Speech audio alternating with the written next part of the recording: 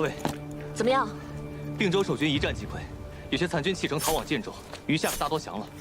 目下正在清剿俘虏、粮草、印信等诸多要紧事务。擒住韩立没有？韩立见势不对，在亲卫拼死护卫之下逃走。不过属下已经命人四处搜集，城门已闭，他定然还未逃出并州城。听着，一定要在镇西军之前拿下韩立。是。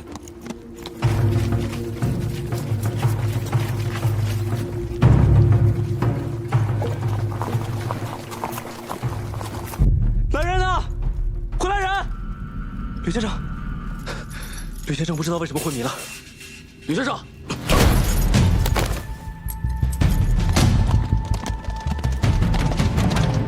有人越狱！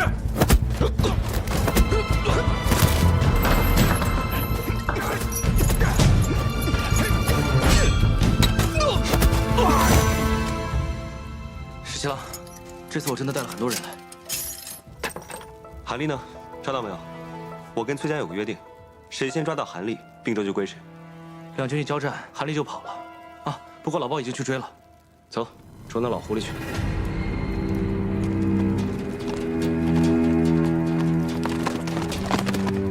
陈庆，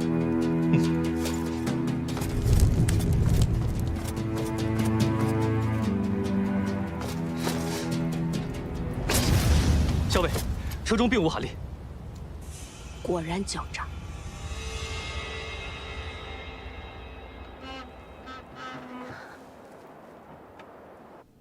秋翠，没事的，咱们楼下不是有家丁守着呢吗？任谁都闯不进来。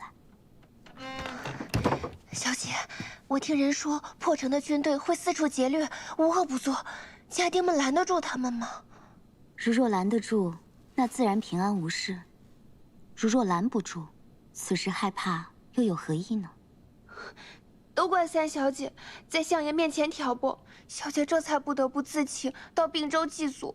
要不是因为三小姐，咱们怎么会到这并州来？又怎么会身陷险境？秋翠，不要乱说。三姐说的对，父亲有6个女儿，唯有我，自幼既不聪慧，又无一技之长。如果再不勤勉些，岂不更是一无是处了？那是三小姐胡说，小姐您千万别往心里去。孙大都督要用父亲为相，父亲坚决不允，因此蒙难入狱。京中各大士族，哪个不暗赞父亲有气节？如今父亲好容易出狱，却不得离京。我可以替父亲回并州祭祖，是我的福分。小姐这般，何时才有出头之日啊？如今连府中那些下人都敢给小姐脸色瞧。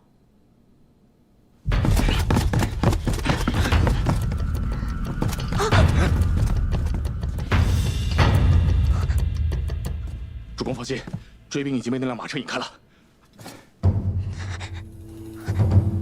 府中有什么藏身之处？壮士竟然光天化日之下闯入民宅，何不也自行搜检呢？韩公一世英雄，小姐，如今竟躲入闺阁之中，丢不丢人啊？韩公，这么挟持个弱女子，未免落了下乘吧？激将法不管用。你既然是崔公子的伴读，如今并州城破，镇西军势大，既然崔公子对你视如婢女，你不如投靠镇西军。韩公已然都到了此田地了，还不忘惦记着我的前程，实在不枉与韩公相识一场，也不枉韩公对我青言有加。对你青言有加，又如何？难不成你能放老夫一马？韩公误会了，我感激你都来不及，又怎会为难于你？只是这城中都说韩公擅长经营，资产亿万，我如今被崔家所弃，两手空空，还望韩公能够体谅一二，给予方便。拿出来！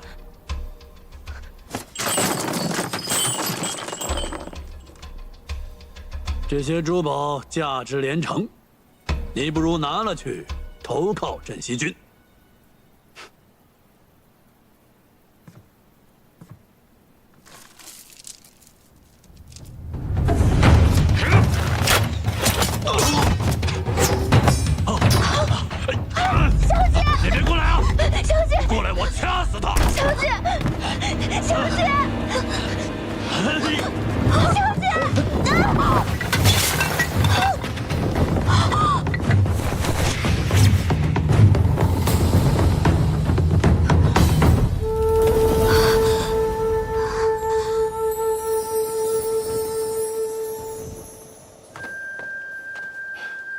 姑娘，多有得罪。多谢公子相救。别动！小伟，要不要动手抢人？愿赌服输，我是输不起这口气的人吗？小姐没事吧？小姐，快点，过来！沈新郎，终于抓到这只老狐狸了。喂，你们崔家军来晚了，韩立是我们的了。恭喜李皇孙。既然李皇孙已经抓到了韩立，那我们跟你的约定，自然是算数的。这并州城，就归你们镇西军了。承让，承让。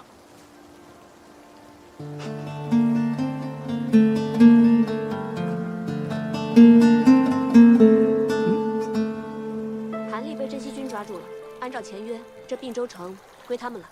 什么？你何时跟镇西军做过这种约定啊？这怎么成啊？何校尉，你为何不早说？此事他早就禀明于我，是我让他这么做的。哦，镇西军缺粮缺得厉害，这件事情我早就禀明过公子。只要一入城，就派人把粮草清空搬走。此刻，就算镇西军得了并州城，他们仍旧没有粮食。原来如此。我有一事想要劳烦兄长。阿林这是要派我上阵了。都是自家人，何谈劳烦？你是义军之主帅，吩咐便是。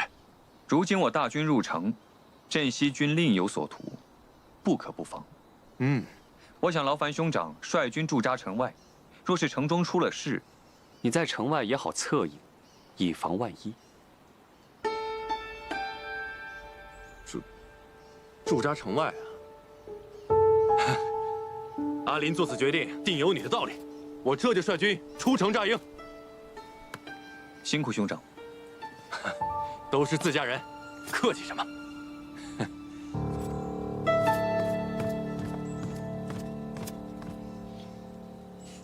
知道你不喜欢他，所以啊，我就把他打发到城外去了。多谢公子，我就说怎么没有看到阿树呢？原来一早公子就把阿树派到城外，准备盯着崔离了。知我者，阿莹也。喝茶，给你倒。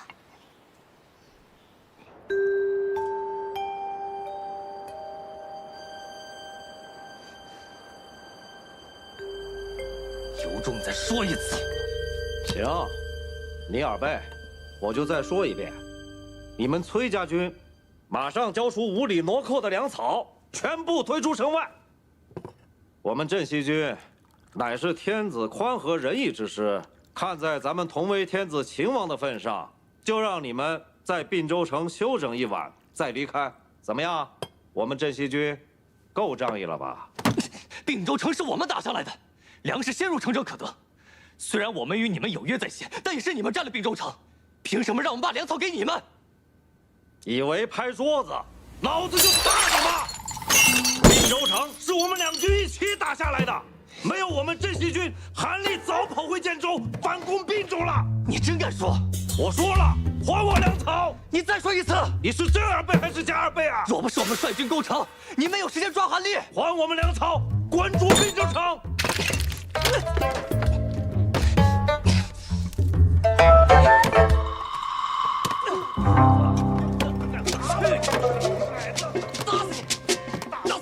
虎符不在韩立身上，继续找。是。让你胡说八道！让你胡说八道！他们在翻查韩立府，角角落落都没放过。那你敢打我？去你的！滚出并州！看来滚出并州！虎符并不在韩立身上。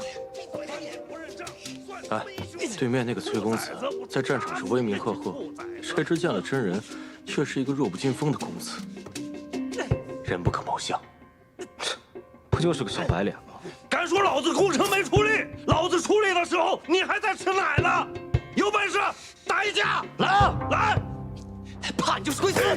来看老子怎么收拾你，兔崽子！老伯，这是我一大早托人买的，都是你喜欢吃。谢谢公子。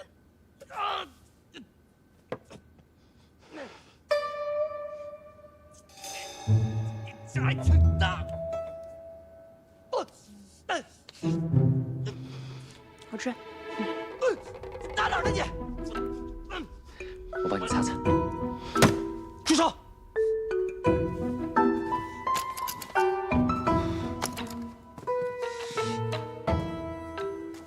我饿了，先吃饭。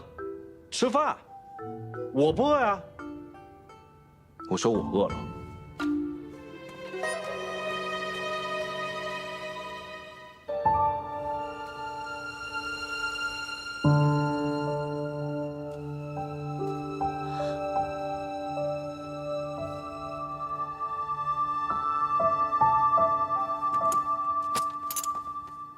哼。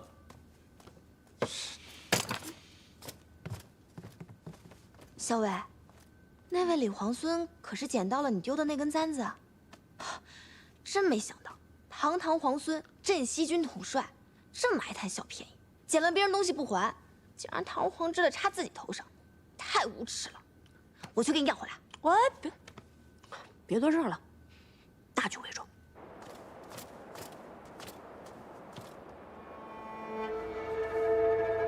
何校尉的簪子不是说丢了吗？为何会在李念那里？是何校尉送给他的。七夕灯会向来是并州一大盛事，这2支大军都在并州，这拜帖送来，不知哪一家能答应啊？哎，只盼不要有纷争才好啊！把你们小白脸公子叫出来！什么小白脸？我看你们镇西军才是吃白食的小白脸。两派大军闹成这样，迟早会打起来，城中无法安定，遭殃的是咱们呐！二位久等了。啊，不敢不敢。我家公子说了，并州城大局初定，人心惶惶之际，正是需要举办一场热闹的灯会，百姓们放了心，日子才能过下去。百姓们过得好，才是我们起兵勤王的初衷。到时候，我们崔家军上下，包括我家公子，皆会出席。届时还要有劳二位。是。看来镇西军是不打算出席啦。不是，你家公子把我家将军吩咐的话都说完了，镇西军上下也皆会出席。啊，多谢多谢。耳朵那么厉害有什么用？嘴那么慢。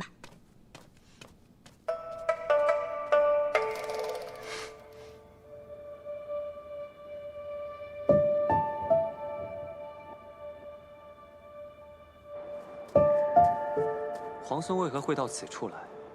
我有事情要请教何校尉。他不过我军校尉，若是军务，皇孙不妨直接告知于我。那小事而已，不必劳烦崔公子了。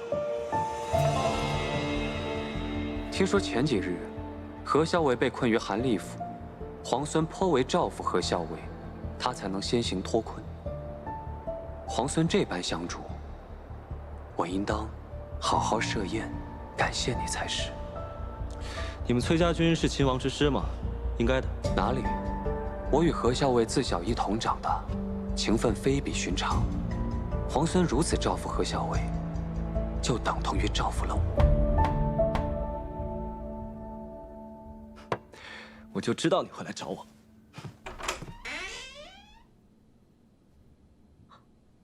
公子怎么来了？就是忽然想来看看你。见过皇孙。年里，今日事起仓促，姑娘没有受伤吧？需要找个大夫瞧瞧吗？方才军中小裴将军已嘱咐大夫来看过，幸儿只是有些小小擦伤，无碍的。妾是特意来谢过皇孙的。今日若没有皇孙，妾早已命运黄泉。不必客气，举手之劳而已。也不用叫我皇孙，在军中叫我军职就行。进来吧。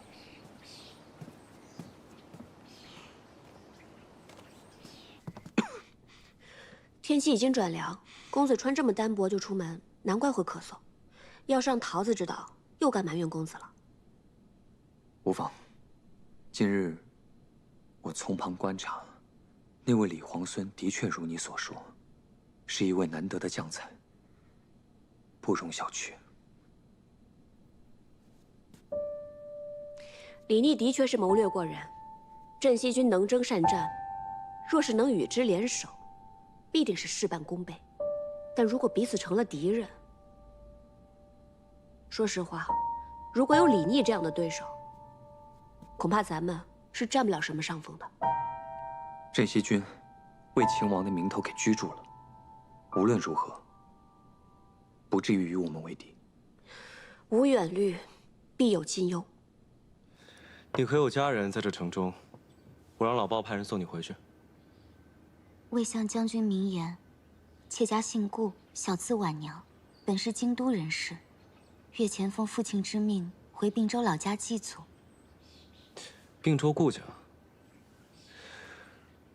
我记得顾相也出身于并州顾家。听闻在朝上大骂孙敬乱臣贼子，后被下在狱中。那便是妾的父亲。后来孙敬为收买人心，将家父从狱中放归，软禁家中。妾因此请命回并州祭祖，替父亲祈福。原来你是顾相家的小姐。家国倾覆，亲长险遭不测。幸而今日得见镇西军，真乃军威赫赫，所向披靡。妾愿将并州家中存粮献与镇西军，望将军旗开得胜，早日收复京都。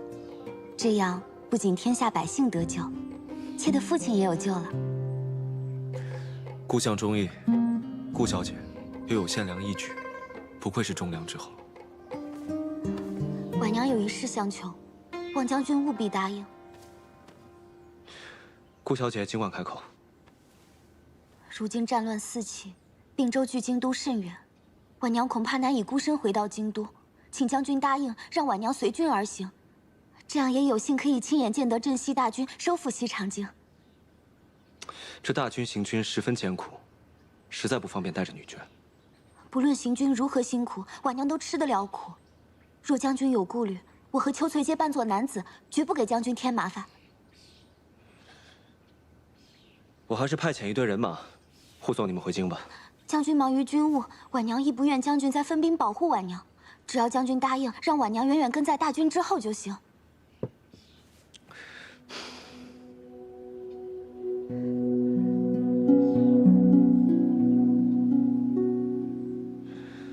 那好吧，那你就扮作男子，随在军中吧。多谢将军。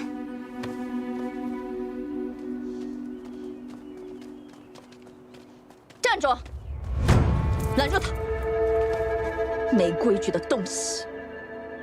婶娘，教一教他们规矩。是。太子妃为内命妇，超品；国夫人为外命妇，一品。太子妃品质远超国夫人。国夫人如见太子妃，须行叩拜礼。怎么，这意思我还得拜礼了？魏国夫人为大都督之妻，大都督功高勋重，太子妃说了，魏国夫人入宫可免礼。我是太子妃身边的女官，正六品；你是魏国夫人身边的婢女，五品制。怎么，一个五品制的婢女想在宫里对六品的女官动手？你这是尊卑贵贱不分，毫无规矩。好一个伶牙俐齿的贱婢！国夫人谬赞了。大都督何等谦逊有礼，国夫人如今出入宫闱，必也得明规矩，守礼仪，方不惹人耻笑。耻笑？我倒要看看，现在谁敢耻笑我！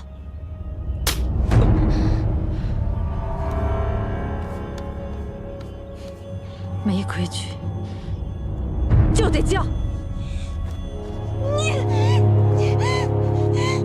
你个贱人！哎呀，阿姐不要再哭了。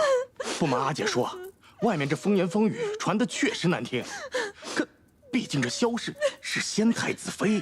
先太子既然已经自强，他若是个懂事的人，就该训了先太子；即使不训，也应该出家入道，为先太子守节。不过大都督如此英明睿智之人，怎么偏偏被这萧氏所迷惑？他定是给你姐夫下了蛊。你想想，这么多年，在这府里上上下下这么多的姬妾，他何曾偏宠过一人？再这么下去，可怎么了得啊！阿姐莫慌，如今前方战事连绵，大都督还指望我们陈郡元氏替他征战筹粮，必得给我等3分薄面。只是这个萧氏一心留在宫中，说不定有什么不可告人的图谋，不愁抓不到他的把柄。届时我与叔伯兄弟们商议，劝大都督杀了这个妖孽，替阿姐除这个恶疾。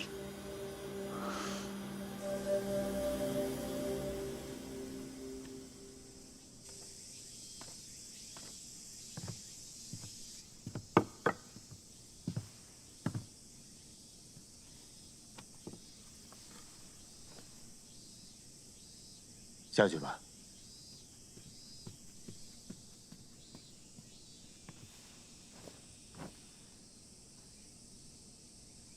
哼，河汉清且浅，相去复几许。哼，既然又到七夕了，当年。就是在七夕那晚，你我第一次相遇。早知今日，当初莫若不相逢。你又说这种负气的话，难道还在为魏国夫人置气呢？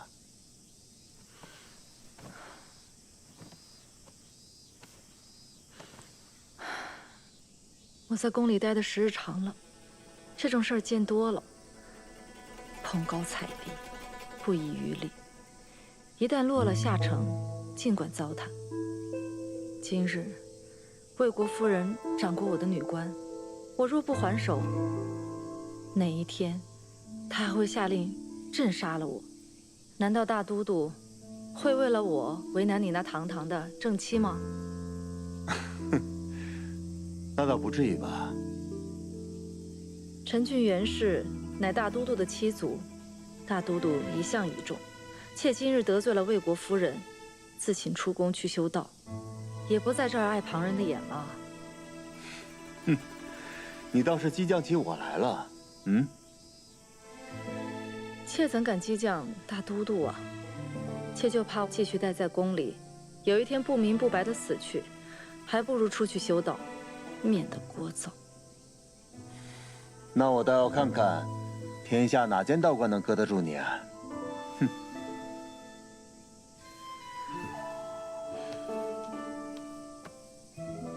你给我建一座道观，要在山清水秀之处，离西长京很近，这样你出宫就很便宜。不过，也许等我出宫不到3、5日。你也就把我忘了吧。你真的要修道？我不想待在宫里了。魏国夫人不是一个心胸开阔之人，免不了处处为难我。再说，这宫里的人人人一张利嘴，我不想被他们说3道4的。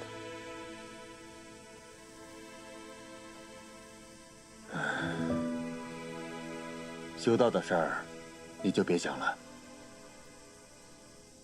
不过，你身边的那个慎娘，看着就是个有福气的人，不如就让她带你出家吧。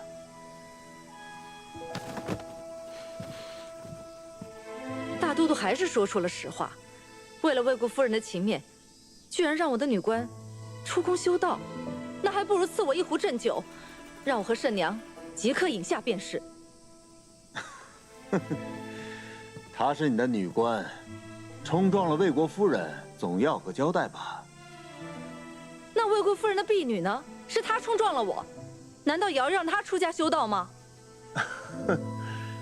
你看你，什么事情都要掐架要强的。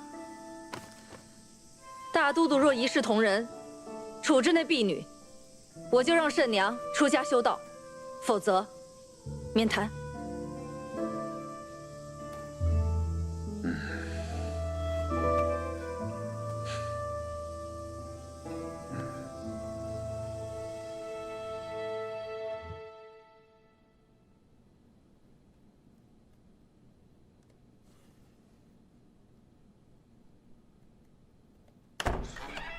哟，缝袍子呢，我来帮你。得了吧，缝的还没有我好呢。上次缝你自己那个烂袜子，针脚长得跟蜈蚣一样。哎，问你个事儿啊，我听说你让顾小姐穿男装，随咱们大军一起走是吗？是啊，人家一个人带着一个丫鬟，想回京都，千里迢迢四处打仗，没准就把命丢在路上了。与其这样，不如跟着我们大军一起走。第一次啊，我第一次看到你这么怜香惜玉。你是不是不打仗就会闲得变成街边碎嘴的老太太？哎呀，不是，我是真觉得这个顾小姐不错，配得上你，配得上。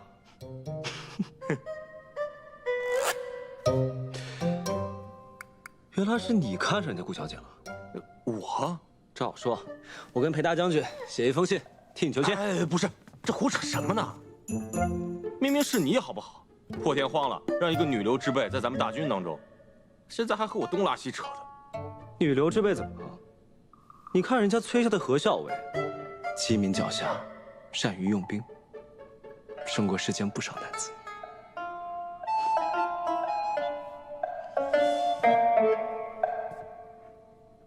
哎，我听你这话的意思，你看上的不是那个顾小姐，而是那个何校尉吧？胡说八道！我胡说八道？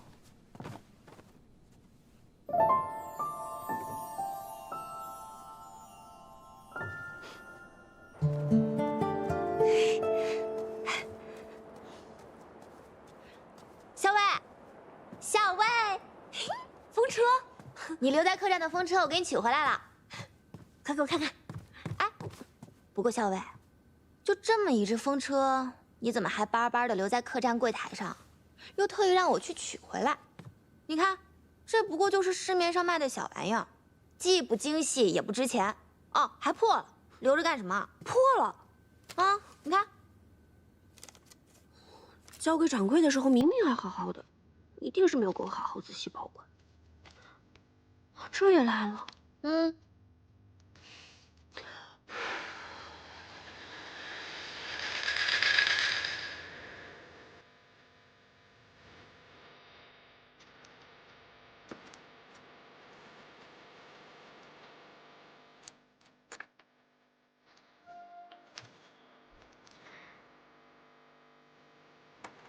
不是这么弄的，小心被面条伤到手。我来吧，这种粗活不适合你。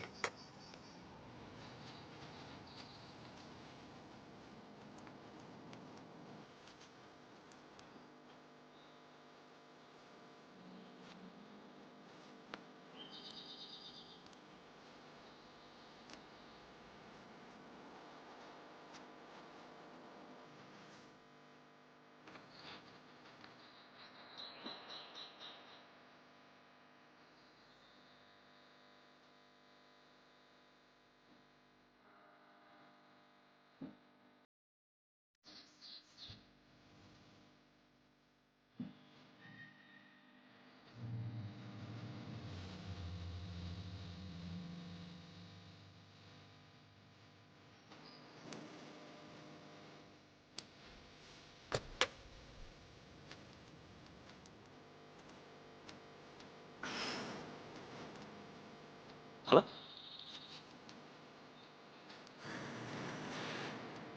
明天晚上一起去看灯会。你不用主持大局吗？那无聊的差事，我早就推给别人了。你呢？要陪崔公子吗？不用啊。那说定了啊。说定了。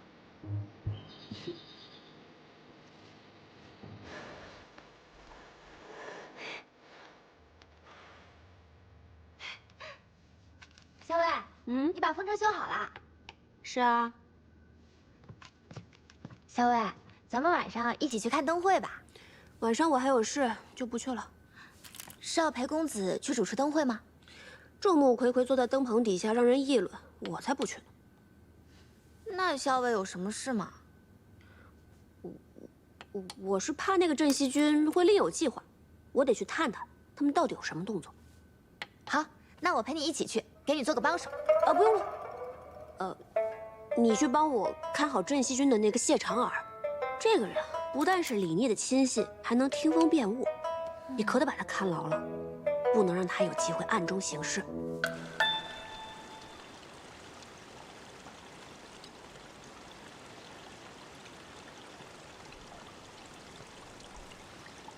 哎，我说耳朵，你怎么愁眉苦脸的啊？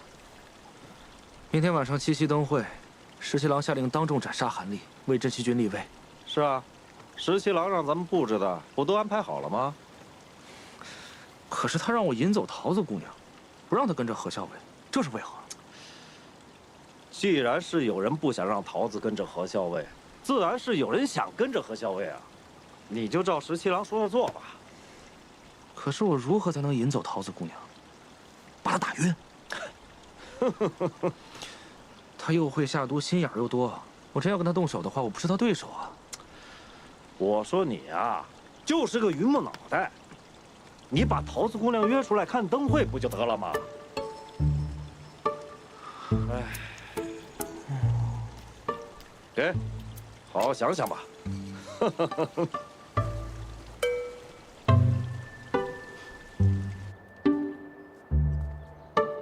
桃子姑娘，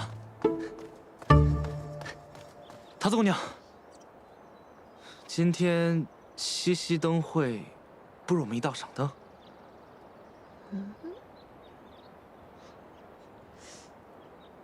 你为什么邀我一起看灯啊？因为今天就我一个人，其他人都有事。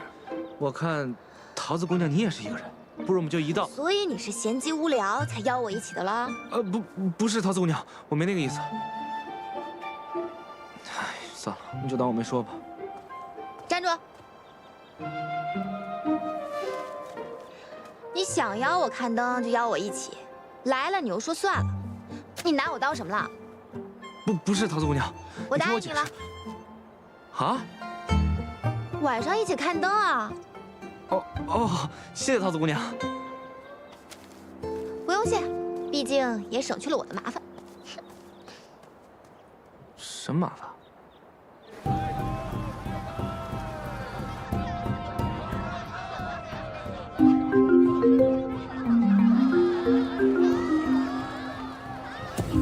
小心！今天怎么想起来这样打扮啊？太好看了！为了出来看一看，当然是要换身装束了，这样才好降低别人的防范之心啊！真高明。走吧，去办正事。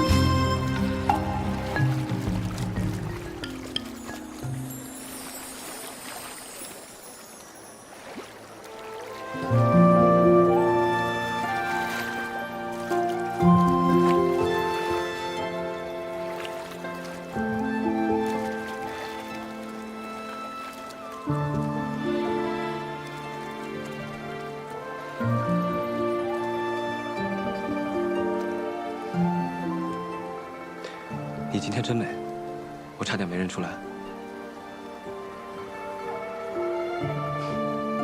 请。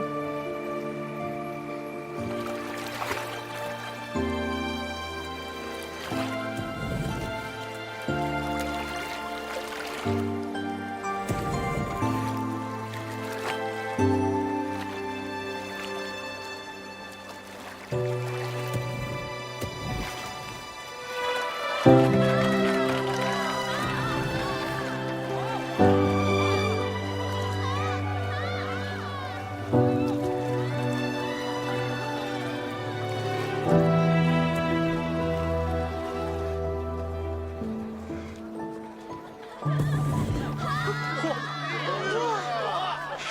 看好玩的风车了啊！哎，老张，我想要个风车。啊，你选吧。哎，就要这个吧。好嘞。付钱。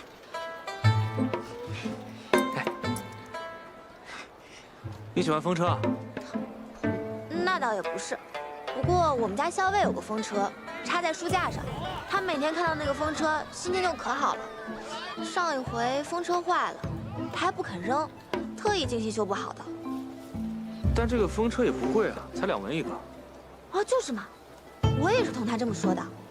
我说，要不然我陪你买一个新的吧。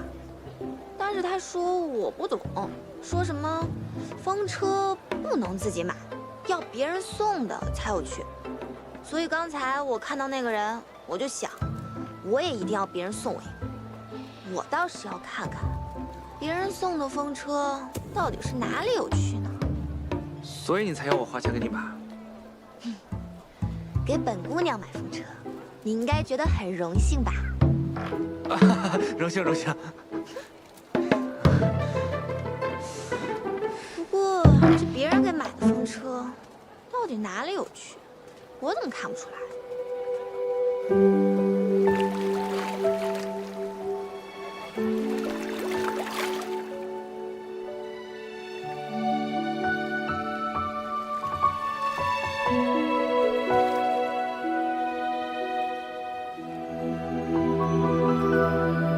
满船星梦压星河，这里可真美啊！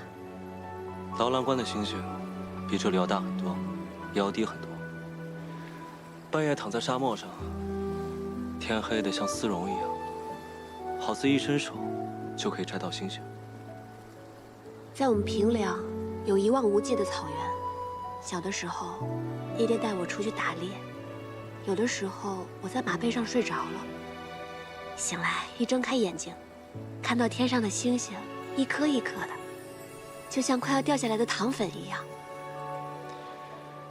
我从小在京中长大，自从学会骑马之后，我便经常独自一人驰马去乐游原。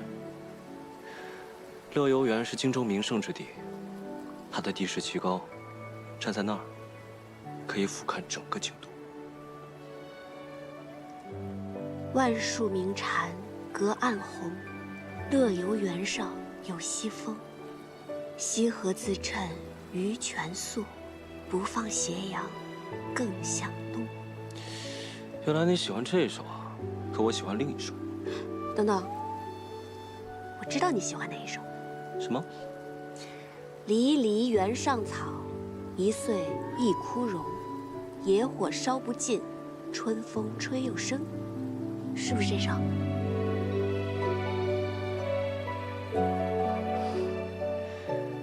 你怎么知道我喜欢这一首啊？知己知彼，百战不殆。因为我知道李皇孙是这样的人，所以我就知道你会喜欢这首。何校尉可真厉害啊！知己，我喜欢。胡说，我又没说过我是你的知己。我又没说你说了你是我知己。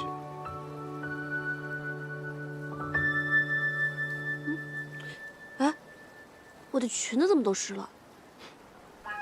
糟了，穿漏水。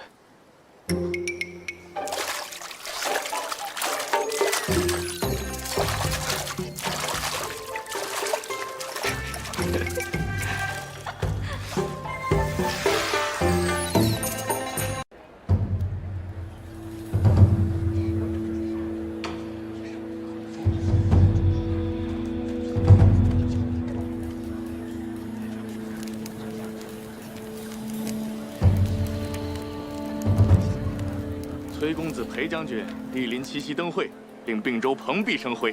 老朽斗胆，请二位为七夕许愿灯赐字，请。我们先写吧。来，把灯拿上来。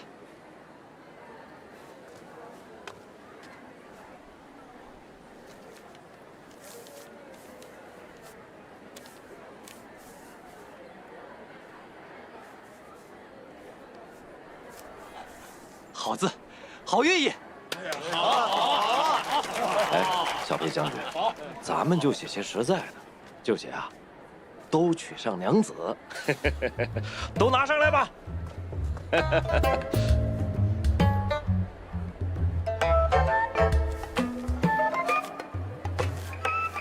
哎，咱们镇西军上下都是光棍，简直一支光棍军，连这个愿望都不给许啊！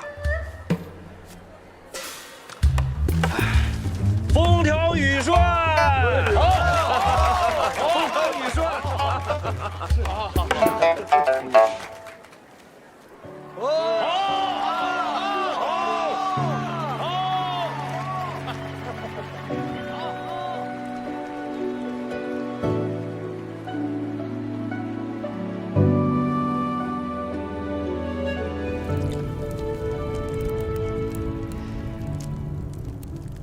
哎呀，这要是在劳兰关啊，生这么一堆火，必然要烤一只黄羊，烤得油滋滋的，别提有多香了。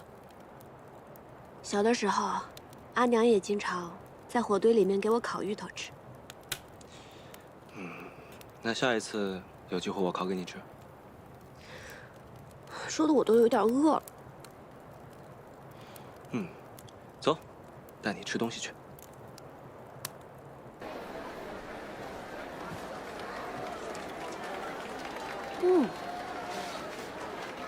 这馄饨味道还真不错啊！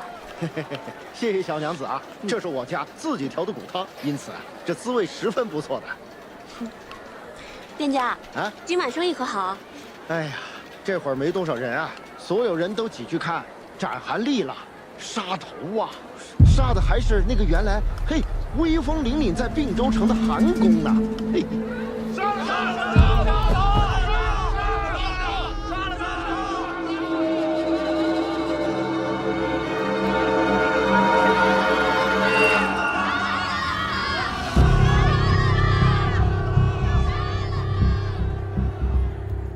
公子，都已安排妥当。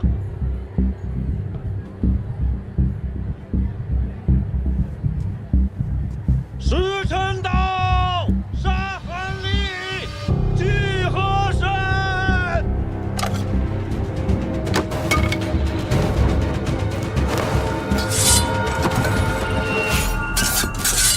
救主公！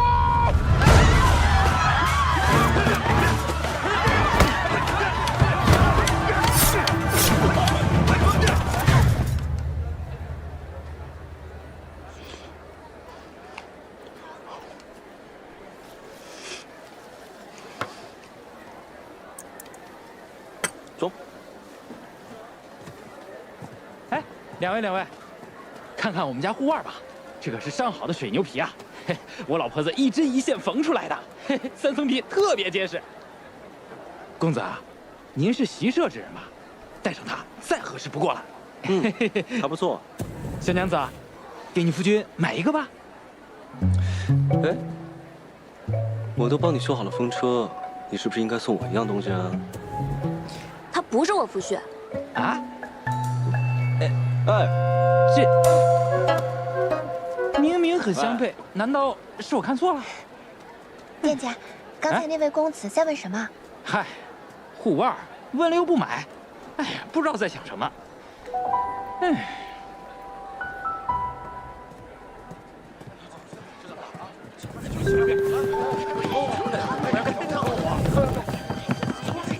看来皇孙算无一策，另行安排了一场大戏啊。何校尉，你这么一夸我，我总觉得我计划还不够周密。蓝河水18弯，1弯就是那银松滩，银松滩里鱼儿。石七郎，石七郎，欢迎，石七郎，石七郎。怎么弄成这样？没事。石七郎，怎么样？该杀的杀，该抓的抓，一个不落。东西呢？老王，拿出来。护符啊，可是俺找到，就在这儿。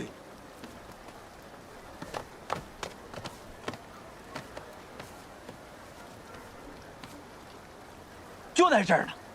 这些人，他们也太笨了，连引蛇出洞都不懂。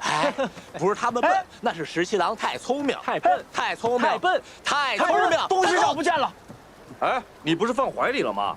你刚说要借虎符消消杀气，你快找找，放哪儿了？哎，老二是不是在你这儿？没有。既然你们崔家军螳螂捕蝉，黄雀在后，也不必藏着掖着了。陈醒。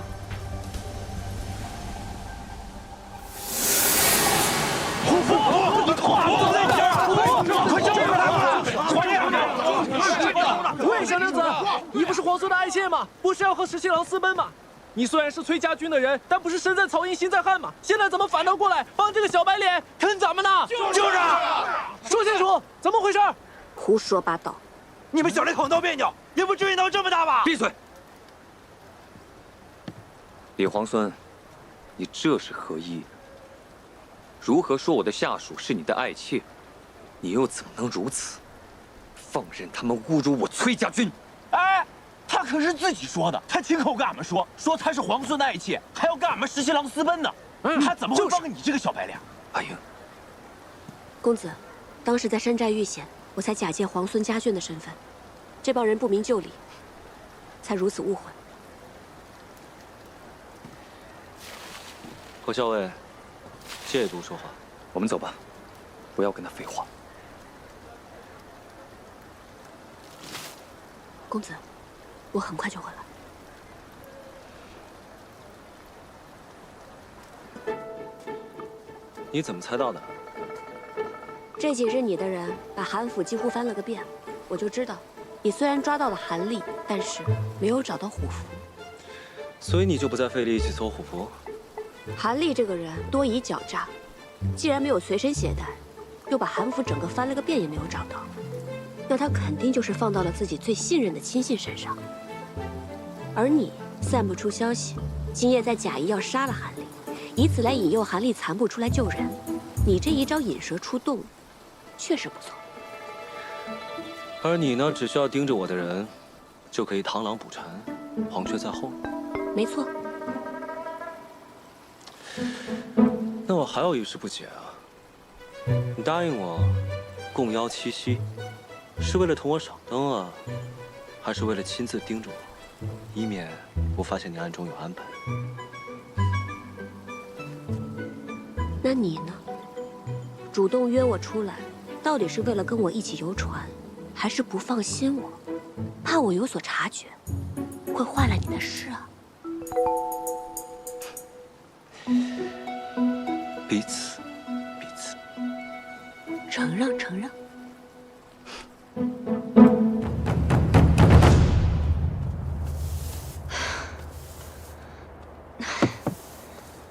歇一会儿。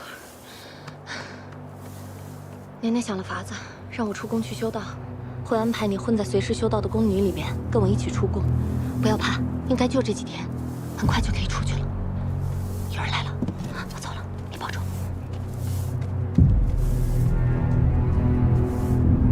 阿姐，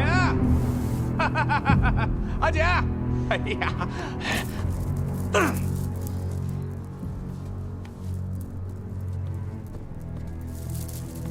大都督已经下令，让萧氏身边的那个女官作为替身，出宫修道去了。什么？只是让那个女官出宫？那萧氏那个贱人呢？还安然无恙的在这宫里气我？阿姐急什么？大都督既然已经迷恋萧氏，那咱们就得一步一步来。俗话说得好，心急吃不了热豆腐。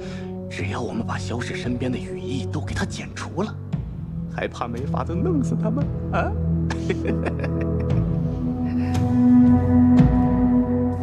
她是顾太子的太子妃，跟叛军勾结，那不是显而易见的事情吗？阿姐，这萧氏只是一个区区贱妇，让大都督迷恋也只是一时的。哼，既然他如此跋扈，那我自然有法子杀了他。阿姐放心，我马上就回洛阳督战。只要我们袁家在阵前继续立下功勋，阿姐在大都督心目中的位置就固若金汤了啊！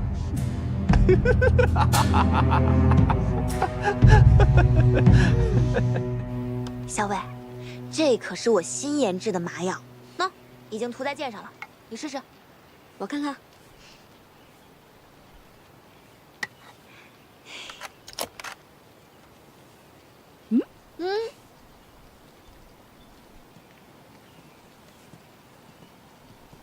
小姐，当时皇孙救你的时候，就那么把袍子解下来往你身上一披，他动作真是太潇洒了，我在楼上都看呆了。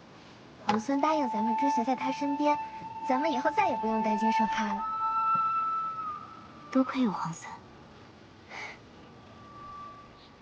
小姐，你说皇孙会喜欢这个皮护腕吗？他定然是会喜欢的。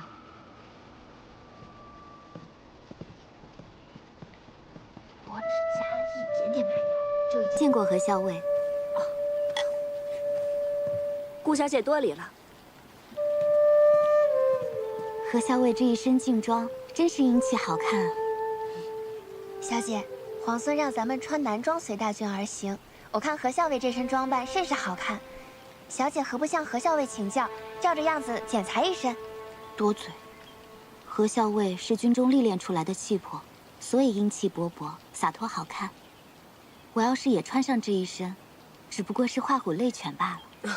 无妨，我的衣裳都是桃子帮忙打点的。你没有穿过男装，不知道他们其实袖子这个地方做的很是大，还有肩颈处做的也很是阔大。市面上买回来的男装都需要改过才行的。桃子，回头把咱们做过的图样送到顾小姐房中去吧。好。如此，多谢何校尉了。顾小姐客气。哎，是这件衣服吧？哎呦，这可真是买大了，不好剪裁的。不是，这是皇孙借给我们小姐的衣服，我们小姐亲手洗净了，要还给皇孙去。秋翠，你有多嘴？其实是上次皇孙出手相救，便借了这件外衫替我遮挡。何校尉切莫误会才好。啊，哪里？顾小姐何出此言？如此，就不耽误顾小姐了。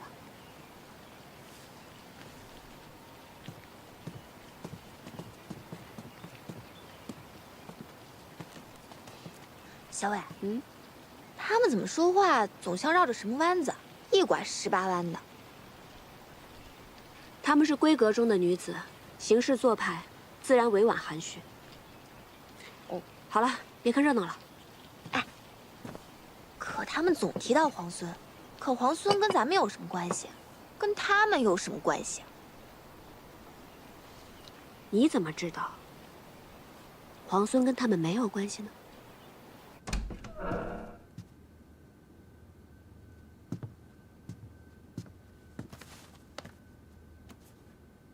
公子一看就是习射之人，带上他再合适不过了。还不错。小娘子啊，给你夫君买一个吧。哎，我都帮你修好风车，你是不是应该送我一样东西啊？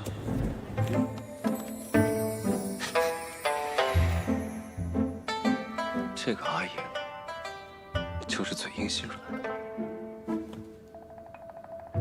真好看。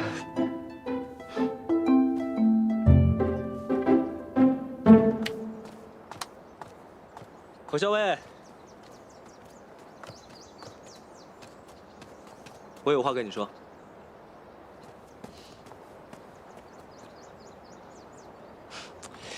哎呀，有些人就是这么的嘴硬心软。这一大早上出去忙活了，也不让我知道。哦，是吗？哎呀，明明说着不送，最后还是送。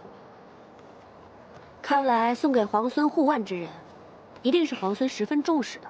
那当然了。只是我觉得，虽然我重视他，但他更重视我。如此，便要恭喜皇孙。哎，你觉得送我护腕的这个人，跟我的爱妾比起来怎么样？皇孙慎言，当初我是为了脱身权宜之计，才出此言诓骗了诸人。可没想到皇孙居然口齿轻薄，公然在我家公子面前辱及我名誉。这么在意你家公子？那是自然，为什么？之前不便为外人知晓，所以一直没有告诉你。其实，我是我们家公子的侍妾，所以还请皇孙慎言，以后莫要在我家公子面前辱及我清白。走了，桃子。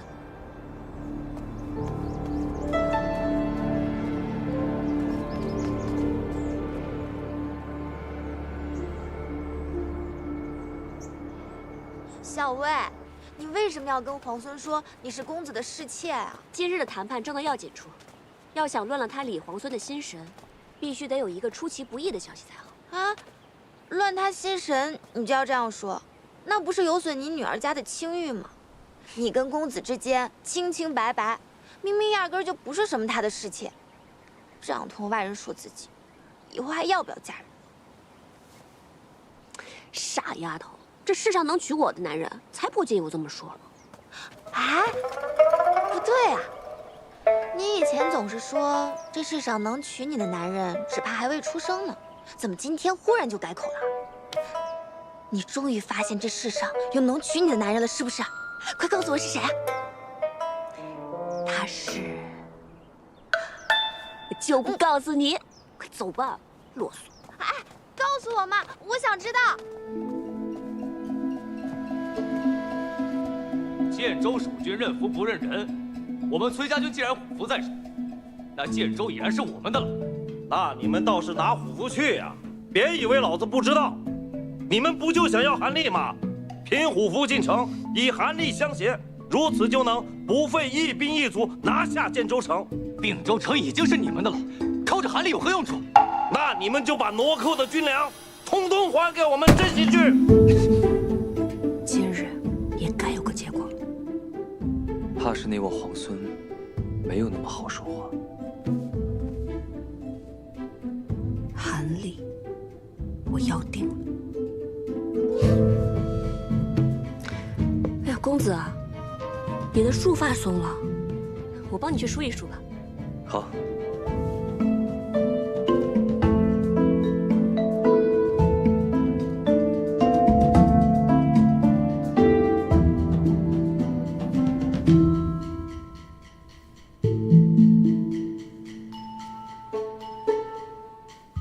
石七郎，其实关于崔家军的何校尉，有句话我不知当讲不当讲。不当讲。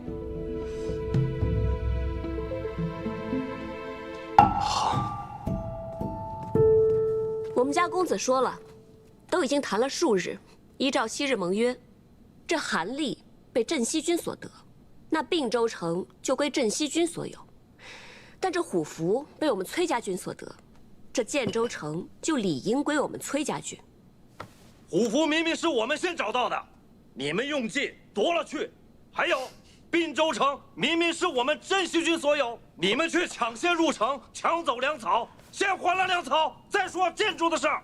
事已至此，不如大家心平气和，好好商议一番。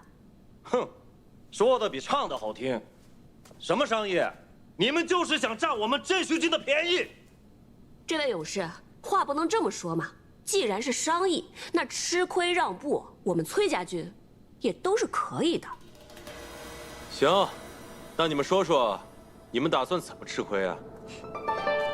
皇孙殿下不是想匡扶社稷之将倾，收复东西两都？可以你们镇西军现在的存粮，别说收复东西两都了，怕是连洛水的边儿都摸不着。若是在并州继续耽搁几日，只怕这存粮会越发不够。现在你我二军就建州的问题一直争执不下，但按照规矩，这虎符既然已经被我们崔家军所得，那这建州城就理应归我们崔家军。只不过我们想讨要韩立，图个方便，所以我们家公子刚才说了，我们打算吃点亏，送给你们50车粮草，这样也能助你们早日拔营去往洛阳。以贵军这悍勇，还怕打不下洛阳吗？哼，你这话说的，感觉我们像捡了一个大便宜。50车粮草，区50车粮草，只够我们镇西军1日2食，勉强赶到洛水之畔。那建州与洛阳孰轻孰重？皇孙殿下不会分不清楚吧？自然。那皇孙愿不愿意用韩历来换足足50车粮草？可以。石七郎，石七郎，好，皇孙殿下自然是一诺千金。只要你们把韩历交给我们崔家军，那我们公子也绝对不会食言，粮草一定会按时送到。哎，石七郎，这50车也太少了吧？老包，你们让我静一静。说吧，有什么计谋？什么计谋？你难道不是故意答应那个何校尉以韩历换50车粮草？是不是打算一石三鸟，趁崔家军不备，把粮草和韩历一并拿下，顺带手的再拿下建州？粮草、韩历兼得，且拿下建州。有好法子吗？现在不应该是你胸有成竹、早有预谋的吗？不然你为什么那么轻易就答应那个何校尉这么苛刻的条件？我有一个朋友。啊？我这个友人，他看中了一个姑娘。等镇西军交出韩历之后，让左营带着韩历跟虎符立刻拔营前去收复建州。还是我亲自去一趟吧。不用，眼下有了韩历跟虎符，建州城必定是手到擒来。反而现在洛阳才是最棘手之处。我猜测李逆拿到粮草之后，一定会直指洛阳，我们一定要抢在他的前面。那你这个友人是咱们镇西军中的人，还是你京中的旧识啊？摇什么头啊？说呀！这个姑娘，她不该喜欢。不该喜欢？哎，她难道喜欢上了醉红楼的清官人？哎，其实也无妨，只要这个清官人品性善良，也无所谓的。不是，那是什么？你说呀。他好不容易看上一个人，可偏偏那姑娘已经是别人的侍妾了。哎呀，石七郎啊，石七郎，我算是明白了，你今日如此反常，是因为这件事儿。什么如此反常？我哪里反常了？我说的是那个友人。行，那咱们今日就说说你这位友人。现在国难当头，他还想着情爱小事，他将此事告知于你，说明他心中耿耿于怀，日后肯定还会去纠缠的。倒也不是。哎，行了，他明知道此人有了夫婿，还暗中觊觎。石青郎，我告诉你，色令智昏也。其实，你不用说了，石青郎，我劝你早日和你这个友人一刀两断，否则你不怕近墨者黑，有一天你也喜欢上别人的妾室吗？石七郎，三思啊！啊！哎，今日李皇孙如此失魂落魄，就这么轻易答应了咱们，也不知道发生了什么事。谁知道呢？那我就让陈醒去安排粮草了。哎，等等，我又想到了一个计策。如果到时候他们的人比我们先到洛阳，我们在附近，然后……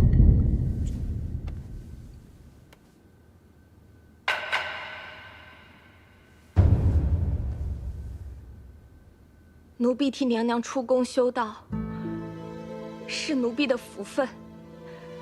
只是奴婢从小服侍娘娘，从府里到宫里，这么多年，奴婢舍不得。娘娘日后万千保重。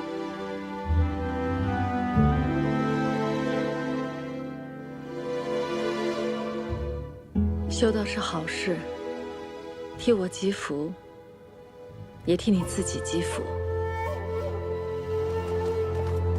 我身边还有锦娘，不用挂心。倒是你，保重自己，也替我照顾好江氏。去吧。是。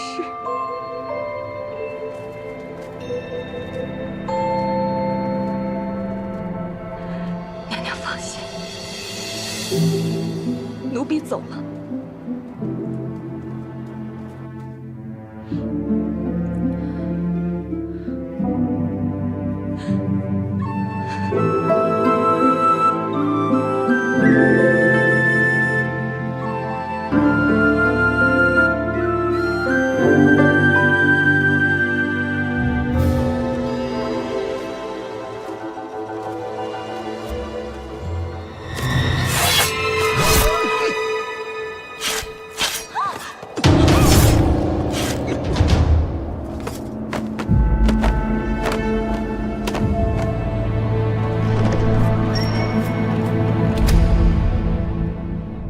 大都督，都办妥了。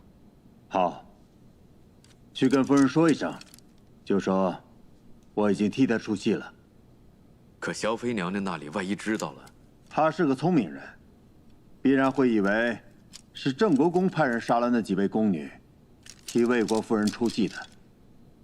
可万一萧妃娘娘想不开，不肯罢休闹僵起来，岂不是对郑国公不利？哼，不过是几个奴婢而已，杀就杀了。我也说过了，他是个聪明人，他不会因为他们不识大体，以卵击石。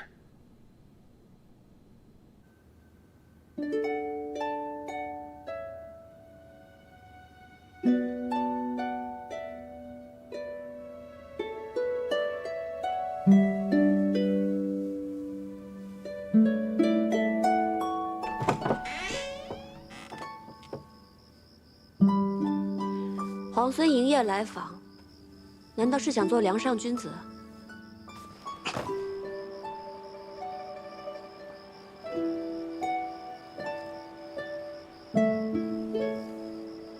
你到底是来做什么？我今天来是想还你。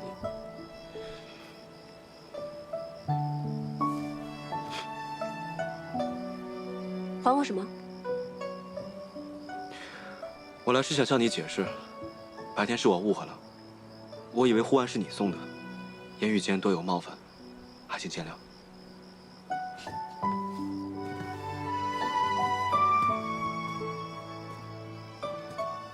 你以为是我送的？是，后面才发现是顾家小姐送的，不过我已经将护腕还给她了。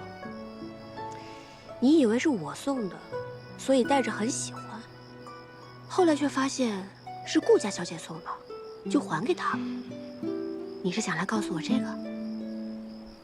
倒也不是，我这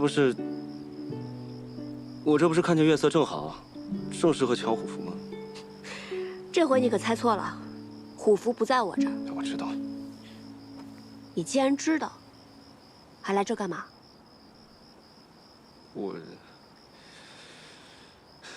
我这不是……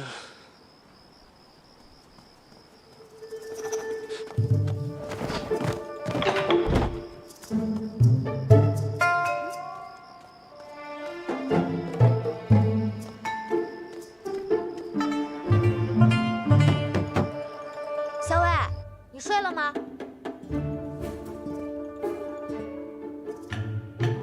我已经准备睡了。哦，那我也去睡了。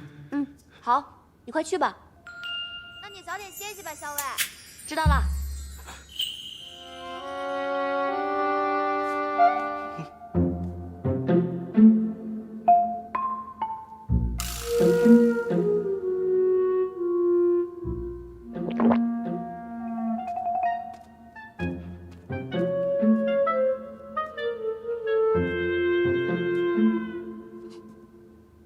你捂着眼睛干嘛？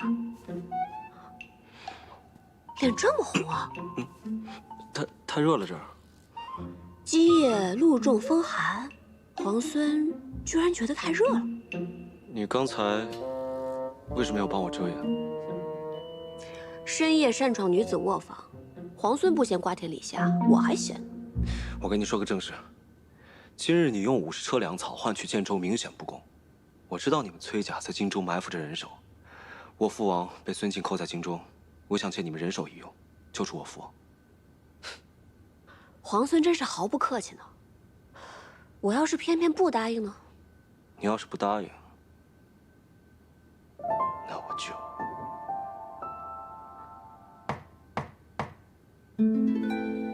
阿莹，你睡了吗？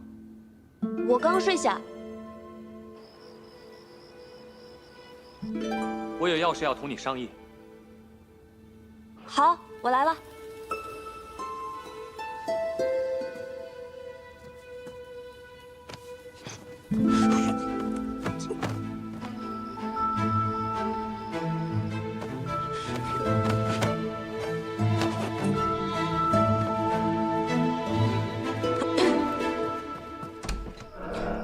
公子，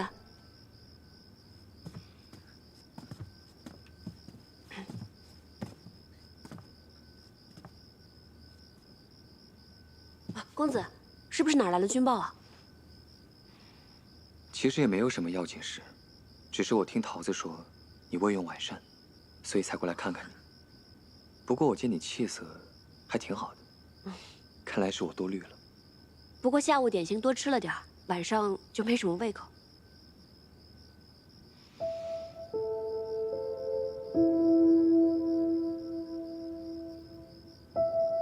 那你早点睡吧。公子也早点安歇。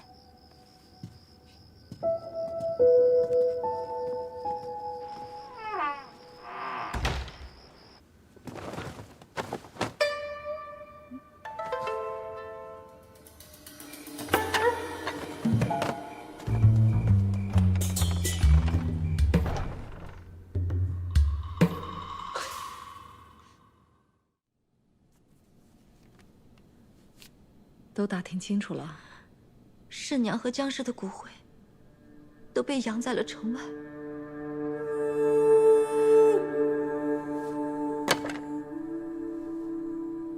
你看他跟着我一场，却落得一个挫骨扬灰的下场。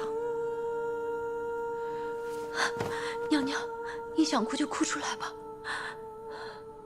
我不哭。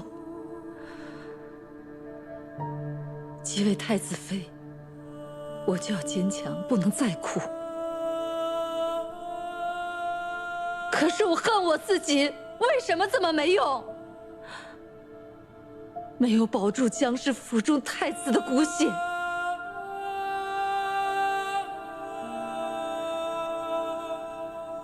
若有一天我到了地下，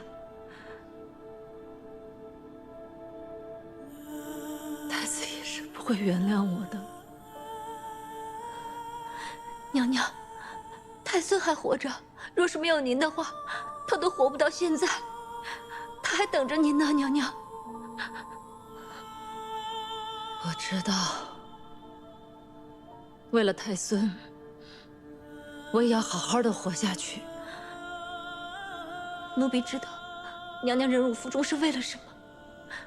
世娘她也知道，她走之前跟奴婢说，她跟随娘娘，死而无憾。锦娘也是，只要娘娘一句话，锦娘就是即刻死了，也欢天喜地，死而无憾。娘娘，不要轻言说死，死是最容易的。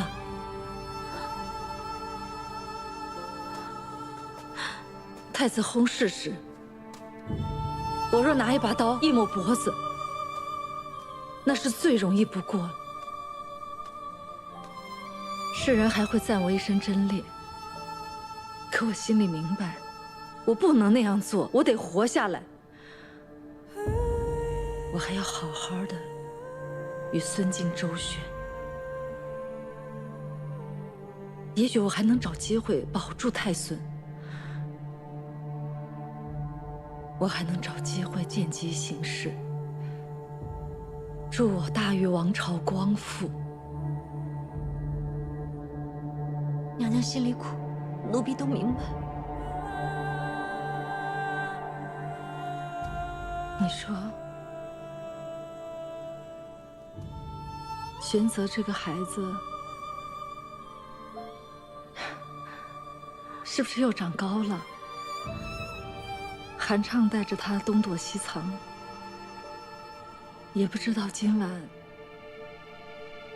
能不能吃饱？能不能睡个好觉？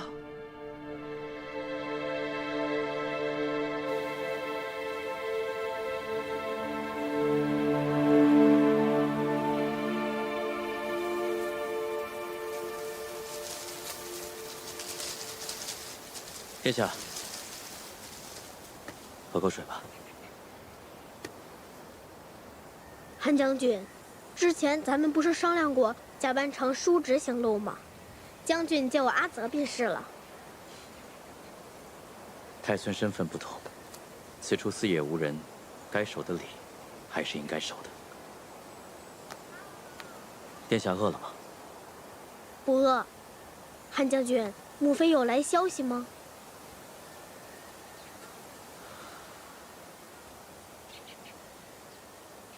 没有。来，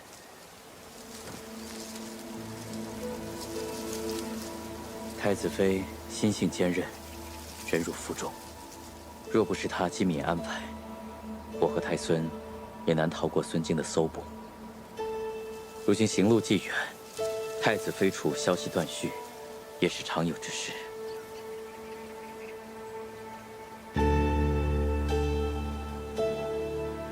希望母妃能平安无事吧。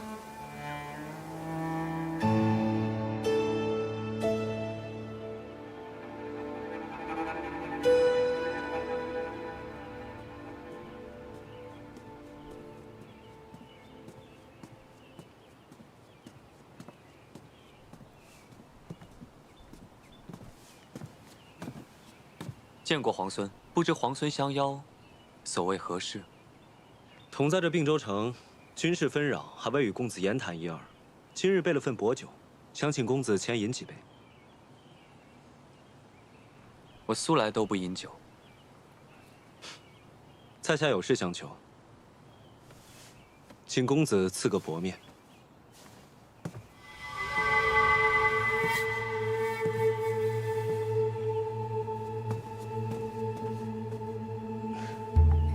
皇孙有事，就直说吧。之前不知何校尉的身份，若有冒犯，还望见谅。什么身份？他的身份？公子何必明知而故问呢？他不过我军校尉，能有什么身份？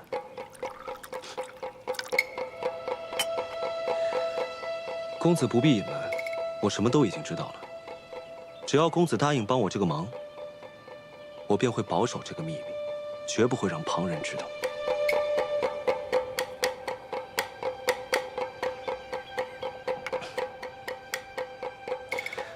公子放心，我李世基一言既出，驷马难追。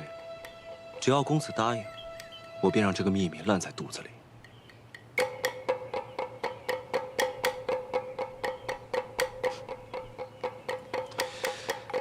你不会是想杀我灭口吧，公子？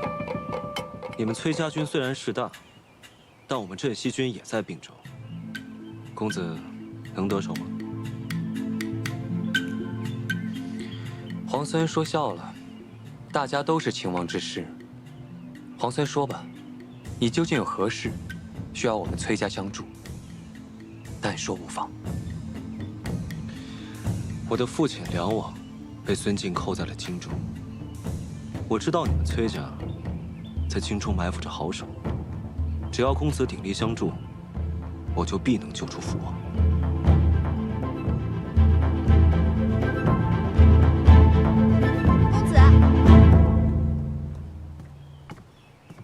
公子，校尉问起，才知道您往皇孙这儿来了，应该回去吃药了。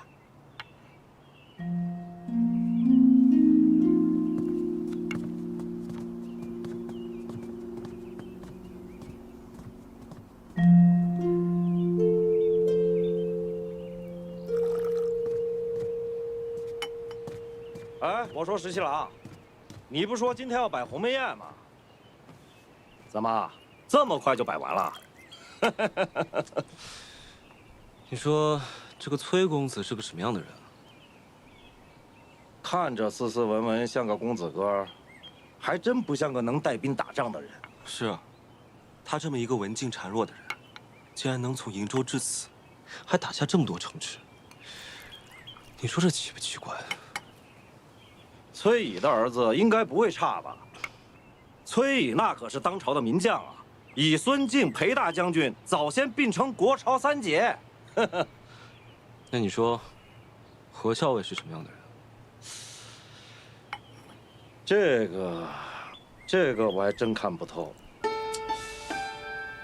你是知道的，我沙场摸爬滚打10几年，什么样的人我没见过啊？可这样的人我还真没见过。你说她是个女人吧，她却心狠手快，智谋百出。哎呦，我还真琢磨不透啊。所以我总觉得，这个何校尉身份不简单。他说的每一句话，也不知道有几分能信。对了，石七郎，大军已经准备好开拔，咱们并州的布防也准备妥当，什么时候出发呀？越快越好。校尉，我赶去的时候，公子脸色甚是难看。无妨，公子已经把李逆说的话原原本本都告诉我了。李逆这个傻才，竟然出言讹诈，想一箭双雕。既想诓骗出我真实身份，又想骗公子答应他救出梁王。幸而公子没有上当，不过这个李逆已经开始起疑了。幸好你已经劝公子早早开拔，陈兵落水。那这儿的东西我先收拾吧。嗯。校尉，这风车咱们还带走吗？扔了吧。真的扔了？扔了。